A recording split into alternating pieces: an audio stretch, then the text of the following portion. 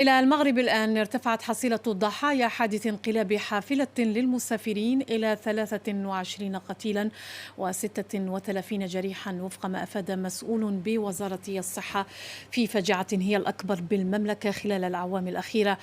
حادث سير مفجع في المغرب أدى لمصرع 24 شخصا جراء انقلاب حافلة للنقل المزدوج على الطريق الرابطة بين مدينة دمنات وجامعة سيدي بولخلف بإقليم أزيلال جنوب شرق العاصمة المغربية الرباط. وفي التفاصيل فإن السيارة من نوع مرسيدس 207، وهي بالمناسبة سيارة قديمة لا تتسع لهذا العدد من الركاب، كانت تقل 24 شخصا من السكان المحليين. معنا الله يسمح، الله يتقبل لنا، جمعنا له ذاك العظام ديالو وذاك الشيء، حطيناهم حداه غطيناه. وابار هذا الشيء هذا، عندك هذا الكار هذا راه معروف، كاين هذا الكار وكاين كار اخر كيخوى لهم البرد الفران ما كيبقاوش يشدوا الفران.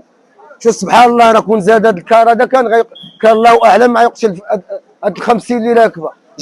شعبي العزيز، لقد مرت 20 سنة منذ أن حملني الله أمانة قيادتك، وهي أمانة عظيمة ومسؤولية جسيمة، وقد عاهدت الله تعالى على أن أعمل صادقا على أدائها، ويشهد الله أنني ولن أدخر أي جهد في سبيل الدفاع عن مصالحك العليا وقضاياك العادلة.